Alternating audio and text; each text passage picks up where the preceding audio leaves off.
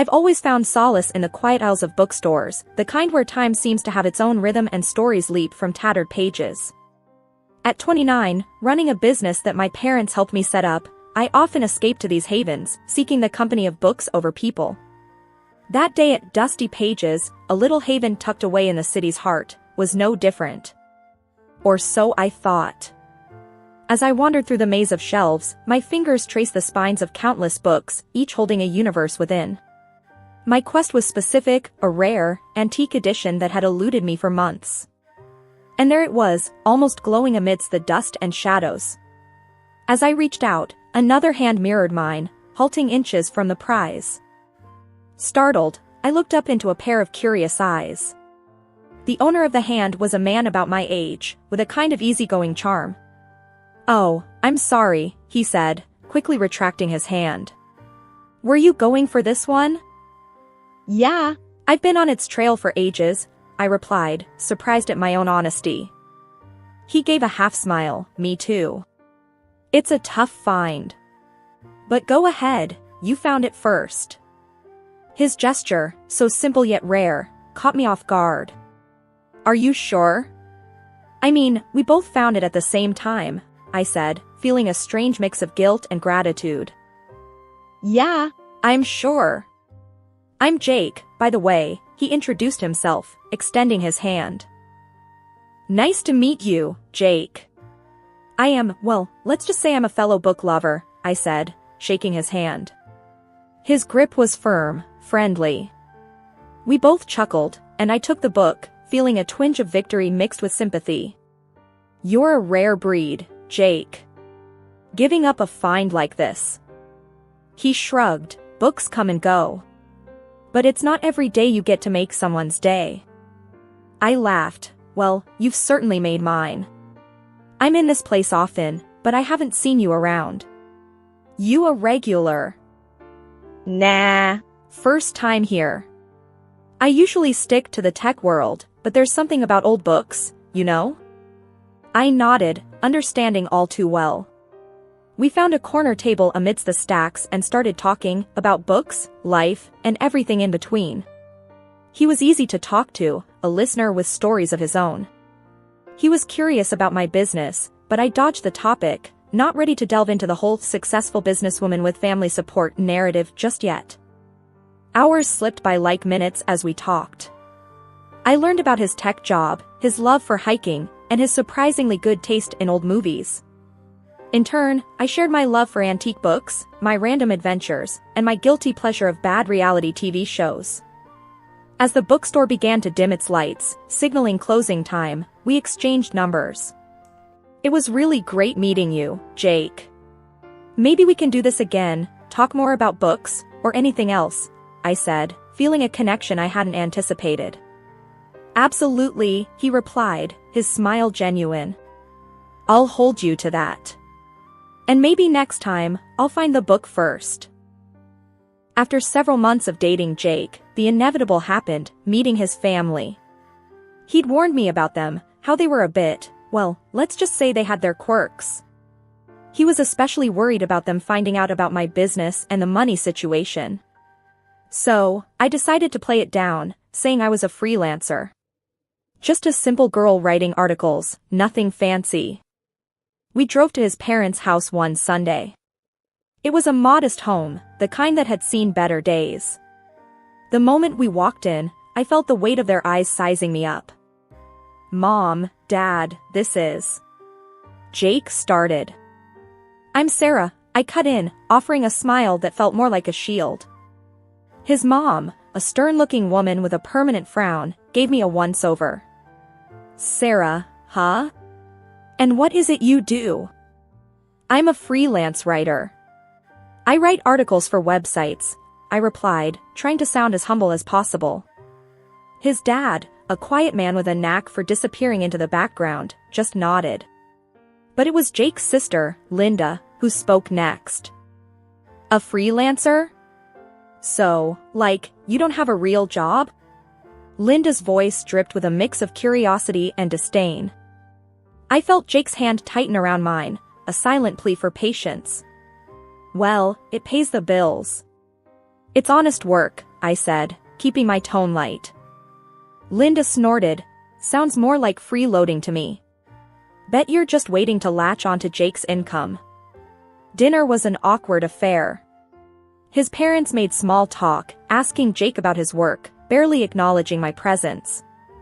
Linda, on the other hand, was like a dog with a bone, dropping snide remarks every chance she got. So, Sarah, freelancing must be tough.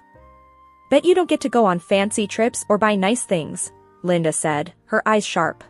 I forced a laugh. Oh, you know, I manage. I like simple things. Jake tried to change the subject, talking about a recent project he was working on. But Linda wouldn't let up. And what about kids? Planning on any? Or would that be too much for a freelancer to handle? She pressed on. I could feel Jake's frustration growing, mirroring my own. We haven't really thought that far ahead, he said, his voice tight. The rest of the evening passed in a blur of uncomfortable exchanges and forced smiles. Things started heating up after that awkward dinner with Jake's family. It wasn't long before his mom and sister, Linda, began dropping by our place uninvited. They'd come in, plop themselves on the couch, and make themselves right at home, often staying for hours. It was like they were marking their territory, reminding me that I was the outsider. One such afternoon, while Jake was at work, his mom and Linda showed up. As usual, they made a beeline for the kitchen, expecting to be fed. I had just made some sandwiches for myself, which they took as an invitation to lunch. So, Sarah, still freelancing? Linda asked, taking a bite of the sandwich I had made for myself. I nodded, trying to keep my cool. Yep, still at it. It's going well. And how much does that bring in, if you don't mind me asking? His mom chimed in, her eyes scanning my modest living room like she was calculating my worth. I shrugged, enough to get by. I don't really discuss my finances. Linda smirked, must be nice, living off Jake while pretending to work. I clenched my jaw, feeling my patience wearing thin. Actually, I pay my own bills. Jake and I keep our finances separate. Their prying continued, but I dodged their questions, keeping my answers vague. They seemed to take pleasure in trying to undermine me, questioning my lifestyle, my job, even my relationship with Jake. Then came the family dinner at Jake's mom's place. It was supposed to be a casual get-together, but it felt more like a trial by fire. We all sat around the dining table, the air thick with unspoken tensions. Linda, who had been oddly quiet, suddenly turned to Jake. So, brother, I was thinking, for my son's birthday, you could get him that gaming console he's been wanting. It's a bit pricey, but you can afford it, right? Jake, who had been picking at his food, looked up, surprised. Linda, you know I can't do that. Things are tight right now, what with the wedding and all. Linda's face turned sour. Oh, so now that you're married, you suddenly can't spare a dime for your nephew? Jake's frustration was evident. It's not about that, Linda. Sarah and I have our own expenses. I can't just splurge on expensive gifts. The argument escalated, with Linda accusing me of monopolizing Jake's finances and attention. You've changed, Jake. Ever since she came into your life, you've been stingy and distant. I could feel everyone's eyes on me, the unspoken blame hanging heavy in the air.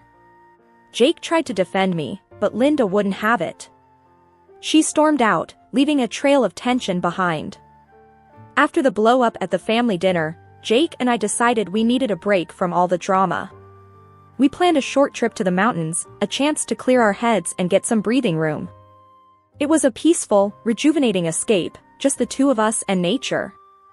But the moment we returned, reality crashed back in, harder than ever. We barely had time to unpack when there was a furious knocking at our door. I opened it to find Linda, red-faced and fuming. We need to talk, she said, pushing past me into the apartment. What's going on, Linda? Why are you here? I asked, closing the door. She whirled around, eyes blazing. Don't play dumb, Sarah. I know what you're doing. You're bleeding Jake dry, using his money to go on fancy trips and buy expensive stuff. And now you're turning him against his own family. I was taken aback by her accusation. Linda, that's not true. We both pay for our expenses, and this trip was planned long ago. She wasn't listening, though. You think you're so clever, huh? Making him think he doesn't need us, that we're just after his money. But I see right through you. Jake came out of the bedroom, having heard the commotion. Linda, what the hell? You can't just barge in here and start accusing Sarah of nonsense. She rounded on him. Nonsense? Look at you, Jake. Ever since she came into your life, you've been different. You used to help us, be there for us. Now you're just her puppet. Jake's patience was wearing thin. Linda, I'm not anyone's puppet. Sarah and I make our decisions together. And as for helping you, I can't keep bailing you out every time you have a financial problem. Linda's anger seemed to boil over. In a fit of rage, she swept her arm across the coffee table, sending my collection of antique books crashing to the floor. This is what you care about now? Old, useless books and a gold digger? I gasped, rushing to salvage my books. Jake grabbed Linda's arm, steering her towards the door. That's enough, Linda. Leave. Now. She struggled against him. You'll regret this, Jake.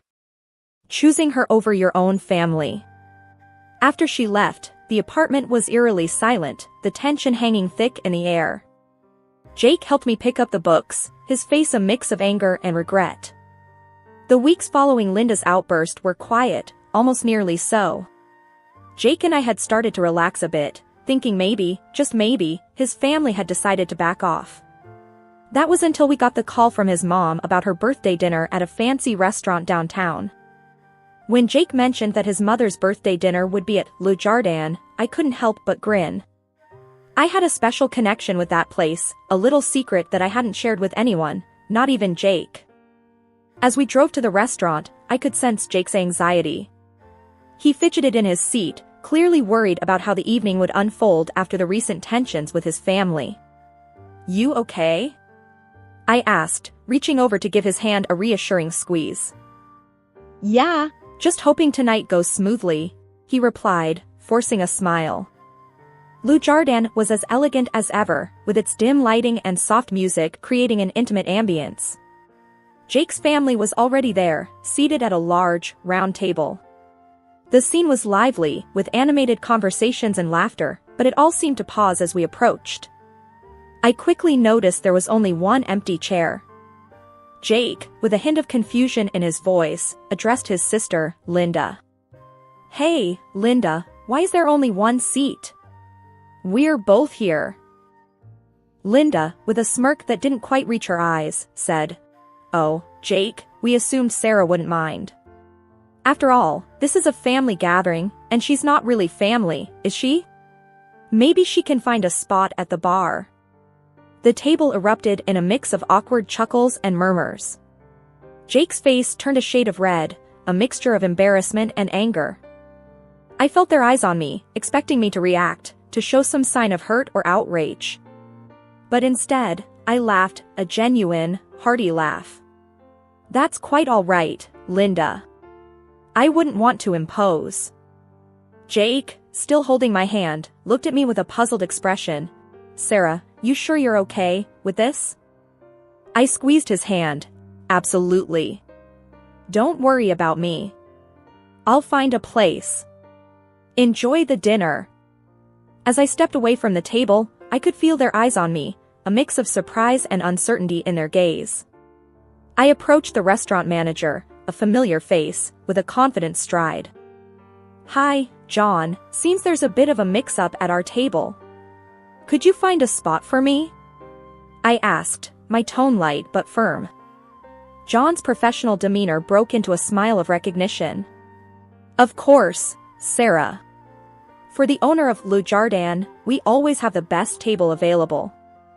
The words were loud enough for Jake's family to hear, and I glanced back to see their expressions shift from smug satisfaction to utter shock. Linda's and her mother's mouths hung open, their plan to belittle me backfiring spectacularly. As John led me to a beautifully set table in a prime location, I couldn't help but savor the moment. The irony of the situation was delicious, and their stunned faces were a sight to behold. Sitting at my own VIP table at Le Jardin, I couldn't help but feel a mix of triumph and amusement. Jake sat across from me, his expression still a mix of shock and pride. "Sarah, why didn't you tell me you own this place?"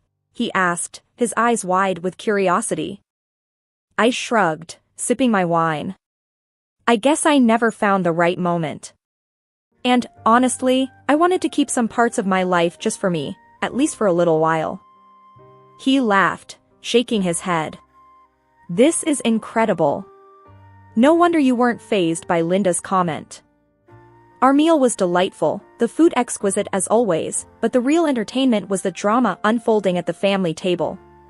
Midway through our dinner, Linda and Jake's mom, with hesitant steps and awkward expressions, approached our table. "Sarah, we didn't know," Jake's mom stammered, clearly struggling to find the right words. "Yeah, about the restaurant, and you owning it," Linda added, her usual confidence deflated. I put down my fork, giving them a calm look. "It's okay. Not many people do. I prefer to keep my business affairs private."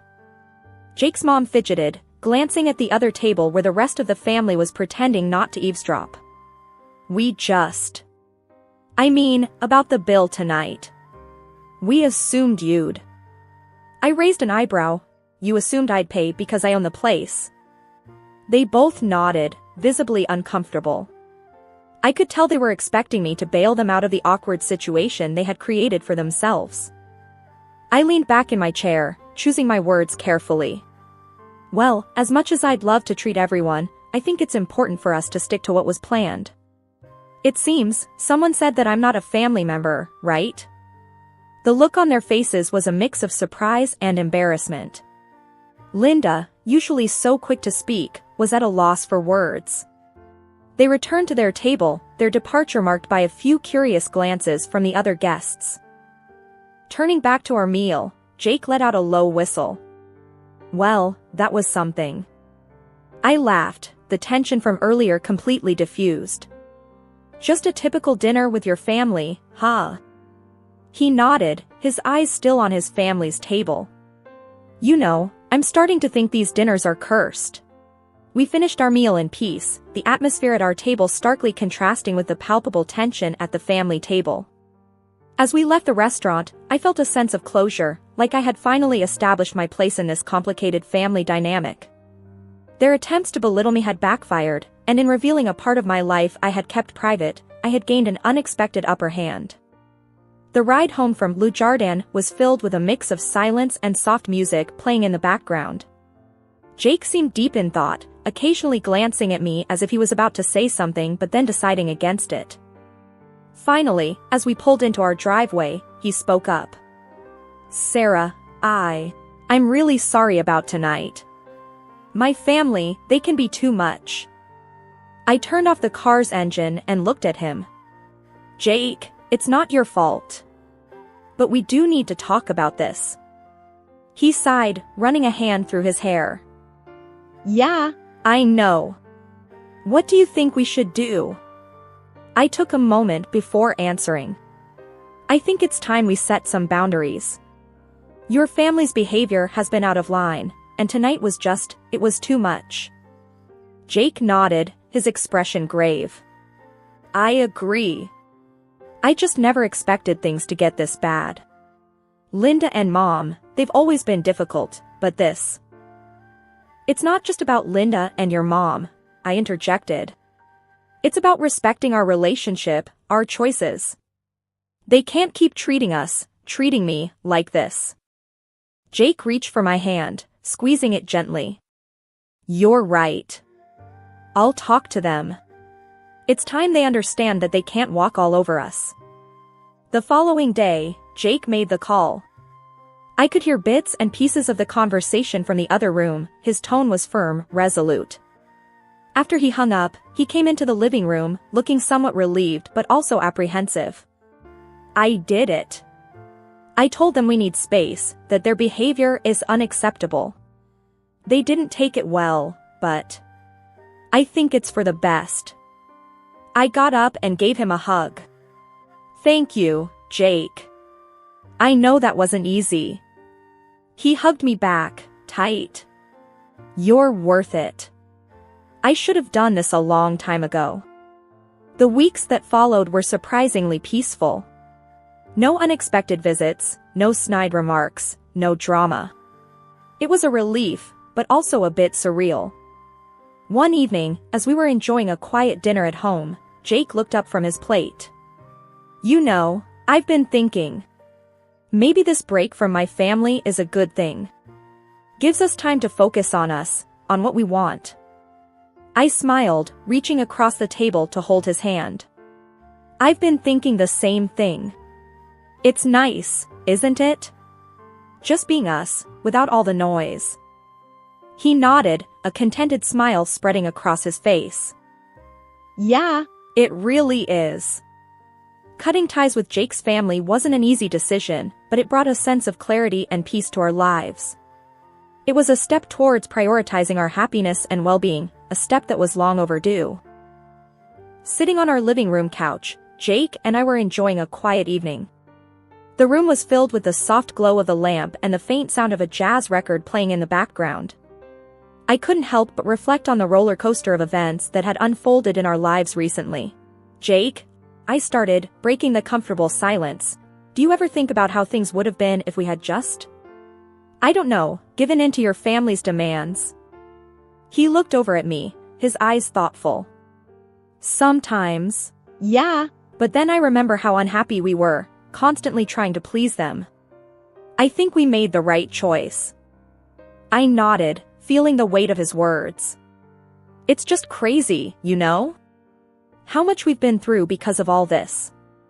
Makes me wonder what's really important in life. Jake reached out and took my hand, giving it a gentle squeeze.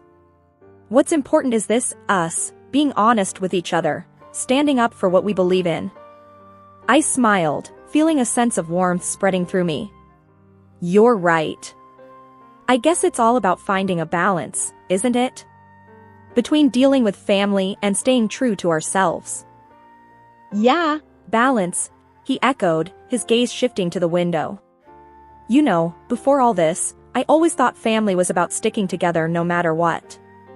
But now, I realize it's more than that. It's about respect, understanding, and sometimes, distance. I leaned my head on his shoulder. I never expected my life to turn out like this. Meeting you, starting a business, dealing with all the family drama. It's been a journey. And what a journey it's been, he added with a chuckle. With its ups and downs, but I wouldn't change a thing. We sat there in silence for a while, lost in our thoughts. The challenges we had faced with his family had tested us in ways we never anticipated. But through it all, we had grown stronger, both as individuals and as a couple. That evening, as we sat together, I realized that life is unpredictable and often challenging. But with the right person by your side, it's an adventure worth every moment. Our story wasn't just about dealing with difficult in-laws or running a successful business. It was about love, resilience, and the power of standing together against the odds. Sitting in the dimly lit living room, I clutched a photo of my late husband, Elliot. The silence was only broken by the soft ticking of the grandfather clock, a constant reminder of the time that had slipped away since his passing. Across from me, Helena, my mother-in-law, sat knitting quietly. Her presence always brought a comforting sense of stability. The door swung open, shattering the stillness. Raymond, my new husband, strode in with a grin that stretched ear to ear.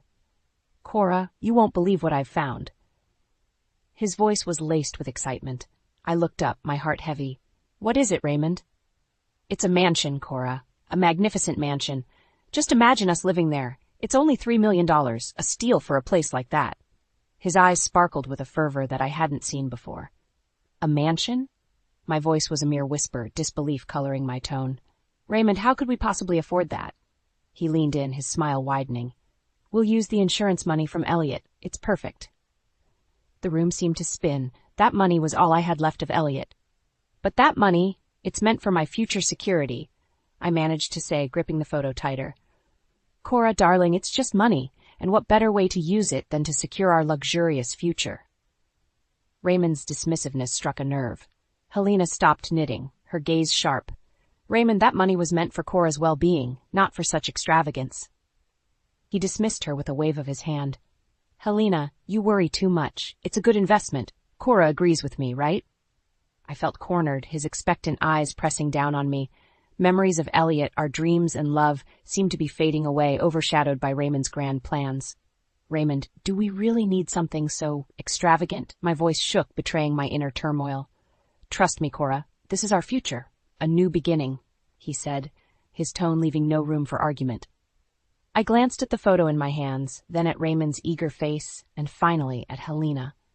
Her expression held concern and a hint of disappointment. Doubt crept into my heart, a growing sense that the life I had envisioned with Raymond was slipping through my fingers like grains of sand. I tried to make peace with the decision, but the mansion loomed in my mind like a gilded cage. The following weeks were a blur of Raymond making arrangements. He seemed oblivious to my growing unease and Helena's silent disapproval. One evening, as I was setting the table for dinner, Raymond's daughter, Nora, came into the kitchen. At 17, she carried a rebellious streak that made her hard to connect with.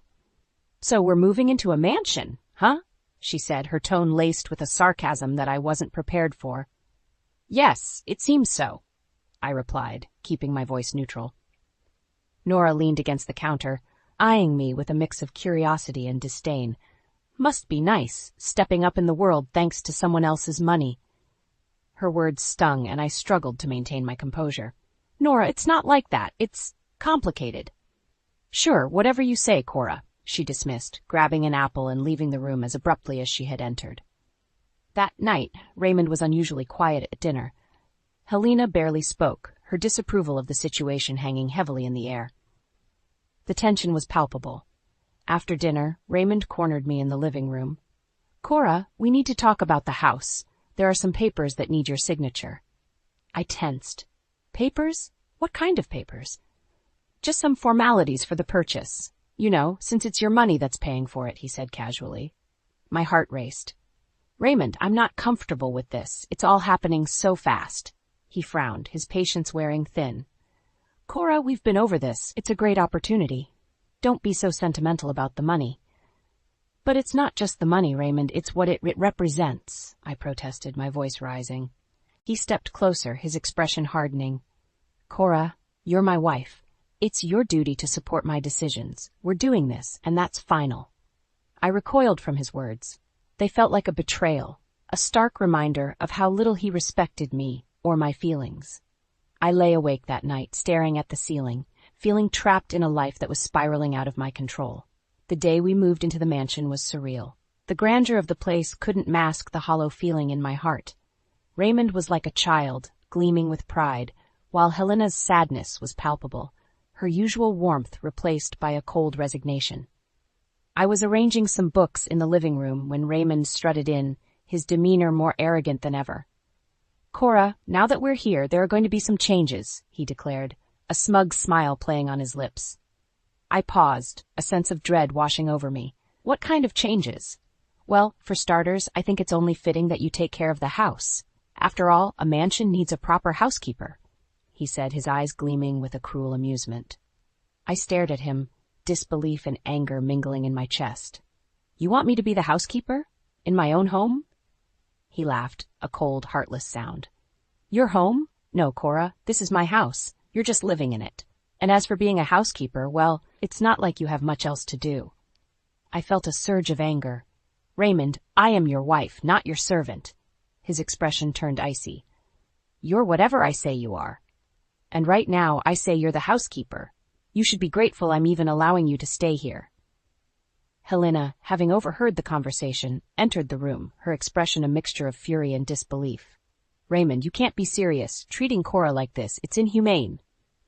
He turned to Helena, his eyes cold. And you, Helena, I don't even know why you're still here. You're not my family. Frankly, you're just a burden. The words cut through the air like a knife. I could see the pain in Helena's eyes, the insult too much to bear. We were both prisoners in a gilded cage, our dignity stripped away by a man we once trusted. That night, as I lay in bed, the mansion felt more like a tomb. Raymond's true nature had revealed itself, a monster hiding behind a mask of charm. I realized then that I couldn't live like this, not under his control. A plan began to form in my mind, a way to escape this nightmare. Revenge wasn't just a fleeting thought anymore. It was a necessity. The days that followed were a blur of emotional turmoil. Raymond's tyranny over the house grew each day, and his disdain for both Helena and me became more blatant. It was during these dark days that Helena and I found solace in each other's company, plotting our escape from this gilded prison. One evening, as we sat in the dimly lit kitchen, Helena spoke up, her voice steady but filled with resolve. "Cora, we can't live like this any longer. We need to leave, to find our own way." I nodded, feeling a spark of hope amidst the despair. "I've been thinking the same, Helena, but where would we go? Raymond has control over everything." Helena reached across the table, taking my hand. "The insurance money, Cora, we use it to buy a place of our own, a condo, something modest but ours. We leave Raymond and this mansion behind." The idea was daring, almost reckless, but it ignited a fire within me. "But the money, it's tied up in this mansion now," I said, the weight of our situation pressing down on me. Helena shook her head. "No, my dear, only a portion of it. There's still enough left. We were careful, remember? We can do this." The plan was simple yet bold. We would secretly purchase a condo, a place where we could start anew, free from Raymond's shadow. The thought of taking back control, of reclaiming my life, was exhilarating. Over the next few weeks, we moved cautiously, meeting with real estate agents and lawyers under the guise of mundane errands. Each step we took was a step closer to freedom. The day we signed the papers for the condo was a day of quiet triumph. Raymond, lost in his own egotistical world, remained oblivious to our plans. The night before we were set to leave, I couldn't sleep. The anticipation of a new beginning, mixed with the fear of Raymond's reaction, kept me awake. I knew the confrontation would be inevitable and likely explosive. As dawn broke, I packed my bags, my hands trembling with a mixture of fear and excitement. Helena was already waiting for me, her bags packed, her face determined. "We can do this, Cora. It's time," she said, her voice a mix of courage and defiance. I nodded, taking a deep breath. "Let's go. Let's take back our lives." We left the mansion quietly, slipping away into the early morning light. The future was uncertain, but for the first time in a long time, it was ours to shape. Settling into the condo felt like a breath of fresh air. Helena and I reveled in our newfound freedom, the weight of Raymond's oppression lifting from our shoulders. However, I knew this peace would be short-lived once Raymond discovered our absence. It wasn't long before my phone rang, Raymond's name flashing on the screen. Taking a deep breath, I braced myself and answered. "Where the hell are you?" Raymond's voice was a mix of rage and disbelief. "I've left, Raymond. Helena and I both have." "We're not coming back," I said, my voice steady despite the racing of my heart. "You what? You can't just leave. That house, it's in your name, the bills, everything." His voice was frantic, tinged with panic. "That's no longer my concern. I won't be a part of your twisted game any longer," I replied, feeling a surge of empowerment with each word. "You ungrateful. Do you have any idea what you've done? You'll ruin me." Raymond's voice was rising, his words laced with venom. "That was never my intention, Raymond, but I refuse to be your prisoner, your housekeeper." "I deserve better, and so does Helena," I said firmly. There was a pause, and I could almost hear the gears turning in Raymond's mind. "You'll pay for this, Cora. You think you can just walk away? I'll make sure you regret this." I felt a chill at his words, but my resolve was unshaken. "I'm not afraid of you anymore, Raymond. Goodbye." With that, I hung up, cutting off his tirades. In the following days, Raymond's attempts to contact me became more desperate.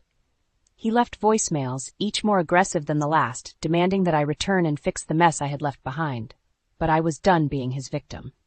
Each message he left only strengthened my resolve. Helena and I started to rebuild our lives, our bond stronger than ever. The news eventually came that Raymond was facing financial ruin. The mansion, with its exorbitant costs, had become his undoing. His social standing crumbled as the truth of his behavior, and our departure became known. I felt a mix of vindication and sadness.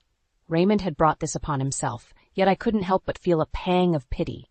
He was a man undone by his own greed and cruelty. But this was his battle to fight, not mine. Helena and I had chosen a different path, one of freedom and dignity. We had escaped the shadow of the mansion, and in its place, we found light. Life in the condo with Helena was serene, a stark contrast to the turmoil we had left behind. Our days were filled with small joys and newfound freedoms. Yet, the shadow of Raymond still lingered in the back of my mind, an uncomfortable reminder of the past. One evening, as Helena and I enjoyed coffee in our cozy living room, my phone rang. Seeing Raymond's name on the screen again made my heart sink. "Hello, Raymond," I said, steeling myself for another barrage of insults. "Cora, please, you have to help me." Raymond's voice was different this time, tinged with desperation. "Help you? Raymond, after everything, why would I ever—" I started, but he cut me off. "The mansion, it's falling apart. I can't afford the upkeep, the taxes. I'm drowning here. I need you to come back. We can start over," he pleaded. Start over? The audacity of his request left me speechless. The man who had tried to reduce me to a housekeeper now wanted salvation from me. "Raymond, I'm not coming back. You made your bed, now lie in it," I said firmly. "But Cora, I'm nothing without you. You don't understand the mess I'm in. Please." His voice cracked, a far cry from the domineering man I once knew. "Raymond, you chose this path. You chose to treat me and Helena like we were disposable. You can't expect me to fix the consequences of your actions," I replied, my voice unwavering. There was a heavy silence on the line before Raymond spoke again, his voice barely a whisper. "I'm sorry, Cora. I never meant for things to go this far. I miss you." His words, laden with regret, might have once moved me, but now they only served as a reminder of the pain he had caused. "Goodbye, Raymond," I said, hanging up the phone. Helena, who had been listening, reached over and squeezed my hand. "You did the right thing, Cora. We have each other, and that's all we need." As I looked around our modest condo, I realized she was right. We had escaped Raymond's clutches and found something far more valuable: peace, independence, and a bond that no amount of money could buy. Raymond's downfall was of his own making, a result of his greed and cruelty. It was a harsh lesson in karma, one that he would have to learn on his own. Helena and I turned our gaze towards the future, one filled with hope and free from the shadows of the past. We had each other, and that was more than enough.